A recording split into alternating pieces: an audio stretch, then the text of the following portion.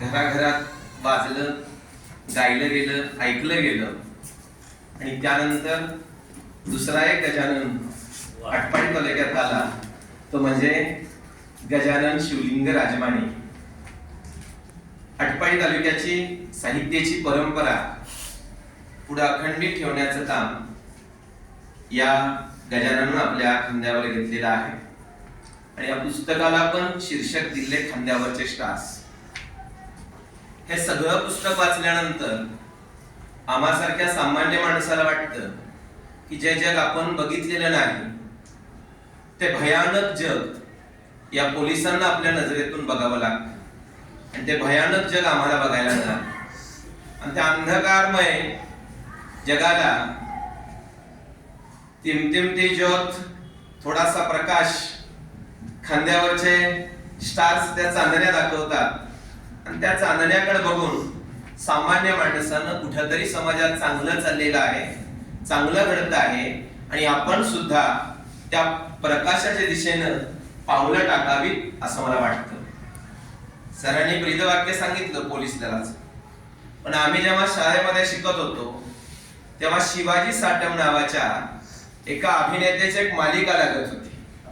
मालिकेचा विषय माहित नाही, मालिकेतलं कथानक माहित नाही, पण मालिकेच्या सुरुवातीला एक गाणं वाजवलं जात होतं आणि ते गाणं होतं, पोलिसातील माणूस जरा जाणून घ्यायला शिका, पोलिसातील माणूस थोडा जाणून घ्यायला शिका. आणि या खांद्यावरच्या स्टार्सच्या निमित्तानं आम्हाला पोलिसामधील माणूस जाणता आला. एक पोलीस अधिकारी म्हणून जगणं आणि माणूस म्हणून वागणं, एका माणसानं अनेक माणसांना उभा करणं म्हणजे खांद्यावरचे स्टार्स आहेत. सगळी जेवढी अनेक माणसं भेटतात ती माणसं मोजता येणार नाही, पण एक एक जेव्हा माणूस आम्हाला दिसतो आणि त्या माणसांचा समूह होतो आणि मग त्या माणसांचं एक गाव होतं आणि ते महाराष्ट्रातलं पिपरखारी नावाचं गाव मला दिसतं. जे या लेखकाचा प्रवास कुठे आहे, बनपुरी, आटपाडी, कोल्हापूर आणि मग पुन्हा पहिलीच नेमणूक नक्षलवादी भागात देवरीमध्ये होते. पुढची नेमणूक ही नाशिक जिल्ह्यातील गुन्हेगारीचं अड्डा असलेल्या मालेगाव मध्ये होते.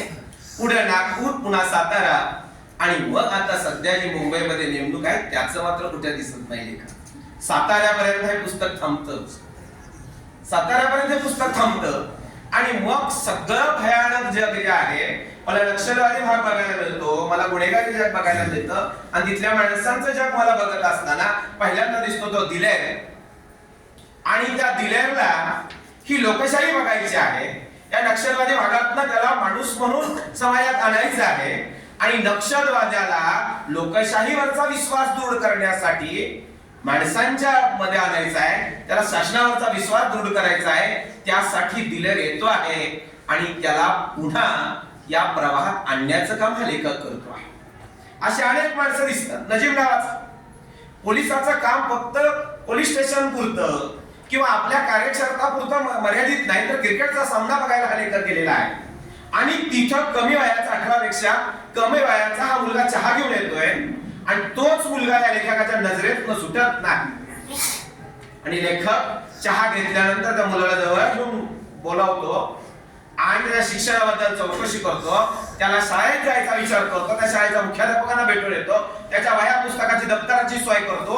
कुठनं करतो तर पोलीस स्टेशन मध्ये एक डबा ठेवला जातो, एक दानपेटी ठेवली जाते आणि पोलीस स्टेशन मध्ये आलेली माणसं त्या दानपेटीमध्ये पैसे टाकतात. त्या दानपेटीतल्या पैशातनं हा नजीब शाळेत जातो. मला वाटतं महाराष्ट्रातल्या प्रत्येक देवस्थानमध्ये असलेल्या दानपेटी इतकीच मला ती पोलीस स्टेशन मधली दानपेटी पवित्र वाटते.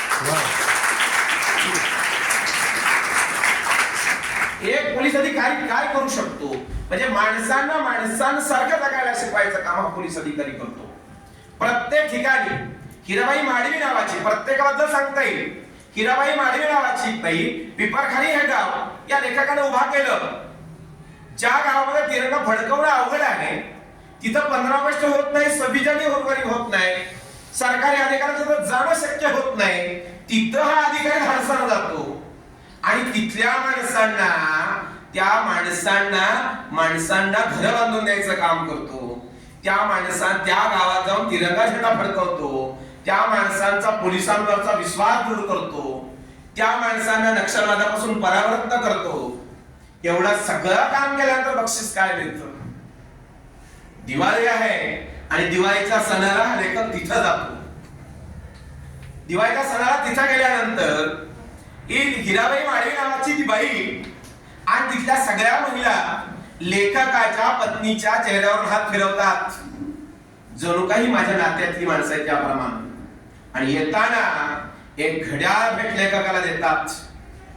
हे घड्याळ कसलं आहे? त्या माणसाने कितीतरी दिवस आणून ठेवलंय. हा माणूस येईल, हा अधिकारी येईल आणि त्याला ते द्यायचं आहे घड्याळ. पण ते घड्याळ किती दिवस आणून ठेवलंय की त्या घड्यातले सेल सुद्धा संपलेले आहेत. सेल सुद्धा संपलेले आहेत. आणि मग ती माणसं त्या घड्याला सेल घालून देतात आणि ते घड्याळ हा लेखक आनंदाने स्वीकारतो. हा लेखक म्हणतो सेल किती पण टाकता येतील, सेल किती पण टाकता येतील, पण त्या माणसांचं प्रेम आपल्याला मिळणं गरजेचं आहे. ह्या भावना लेखक विचार करतो. पिपरखाली गाव हे काय आहे? या गावामध्ये अण्णा हजारेंनी रायगड सिद्धी नावाचं गाव उभा केलं. पोपटराव पवारांनी हिवरे बाजार गाव उभा केलं. ग्रामचळवळ राबवून पाटोदे गाव उभा राहिलं भास्कर पेरे पाटलांचं. माझ्या गजानन राजमानेनी नक्षलवादी भागात पिपरखाली नावाचं गाव उभा केलंय. तो गजानन राजमाने माझ्या आठवणीचा. आणि मग मला ते घड्याळचे भेट दिलेले आहे. ते घड्याळ मला पोलीस दलातलं कोणतंही मोठं राष्ट्रपतींच्या हस्ते दिलेल्या सन्मानापेक्षा मोठं वाटतं. राष्ट्रपतींनी सुद्धा दिलं पदक त्या पदकापेक्षाही मोठं वाटतं, कारण त्या सामान्य माणसांनी केलेला सन्मान आहे. योगायोगानं महाविद्यालयात शिकणारे विद्यार्थी आहेत. सरांनी सांगितले, या अगोदर आमच्या लोखंडे सरांनी पण सांगितलं, पण बाळांनो तुम्ही मीनाक्षी नावाची मुलगी वाचा, जी तुमच्या वयाची आहे, ती महाविद्यालयामध्ये शिकते आहे आणि दुर्दैवानं ती व्यसनाधीन झालेली आहे. आई बापाने हात टेकलेले आहेत, मुलगी बेभान झालेली आहे. त्या व्यसनाशिवाय ती मुलगी टिकू शकत नाही. आणि ते आई वडील हताश होऊन त्या देव माणसाजवळ येतात आणि आपली सगळी कहाणी सांगतात. त्यावर उपाययोजना करून त्या मुलीला त्या व्यसनातून मुक्त करायचं काम हा लेखक करतो आहे. किती मोठं काम आहे. म्हणजे काय आहे, समाजात जे जे चाललेलं आहे, जे चांगलं चाललेलं आहे आणि जे वाईट चाललेलं आहे ते सगळं दिसतंय. रात्रभर सडलेल्या मृतदेहाला जवळ बसणारा पोलीस आम्हाला याच्यामध्ये दाखवलेला आहे आणि दलाई लामाच्या हातामध्ये हात देणारा पोलीस पण आम्हाला याच पुस्तकात दिसलेला आहे. जे आम्हाला बघायला मिळालं नव्हतं ते सगळं या पुस्तकात बघायला मिळालंय. काय दाखवलेला आहे, तो शेवटच्या भागामधला पोलीसचे मृतदेह पुरून ठेवलेला आहे आणि त्या बाईचा स्त्रीचा मृतदेह पुरून ठेवलेला आहे. त्या तो मृतदेह त्या बाईचा मुलगा आणि पती येतो आणि हिंदू धर्म संस्कृतीमध्ये त्याच्यावर अंत्यसंस्कार झाला पाहिजे. हा दफन करून चालणार नाही. त्यावेळेस तहसीलदारांच्या समोर एक हेड कॉन्स्टेबल मृतदेह उकरून काढतो आणि मग पुन्हा त्याच्यावर अंत्यसंस्कार केले जातात. खांद्यावरच्या स्टार सहजासहजी मिळत नाहीत. जो जो माणूस धोका पत्करतो तो माणूस यशस्वी होतो, हा जगाचा नियम आहे. आणि मग आपण दिसताच गजानन राजमाने स्टेजवर बसलेले दिसतात. गजानन राजमानेंच्या पुस्तकाच्या 3 आवृत्ती खपतात. प्रत्येक घराघरापर्यंत हे पुस्तक जातं. पण गजानन राजमानेंनी त्याच्यासाठी कितीतरी लागलेल्या रात्री दिसतात का मला? गजानन राजमाने त्याच्यासाठी सोसलेला त्रास दिसतो का? गजानन राजमाने उमदा पोलीस अधिकारी अनेक स्वप्न बघणारी माणसं दिसतात. हा पोलीस अधिकारी आपली पहिली नेमणूक धोक्याच्या ठिकाणी जातो, देवरे नावाच्या गडचिरोलीला जातो, त्यावेळेस हे दिसतं आम्हाला ना, तोपर्यंत दिसत नाही. आणि हा गजानन राजमाने जेव्हा नक्षलवादी एका इमारतीत बसलेले आहेत आणि बरोबर 5-6 पोलीस आहेत, त्यावेळेस त्या नक्षलवाद्यांना त्या इमारतीतून बाहेर काढण्यासाठी एकटा छातीची ढाल घेऊन पुढे होतो. ते कुठं दिसतंय आम्हाला? ते बघा, गजानन राजमाने महाराष्ट्रवर होताना दिसतं. माझ्या वर्गातला माझा मित्र काल साहित्य संमेलन देताना शेकडो माणसं बघत बसली होती. पण हे सहजासहजी मिळालेलं नाही. गजानन राजमानेंनी जीवाची सुद्धा पर्वा केली नाही.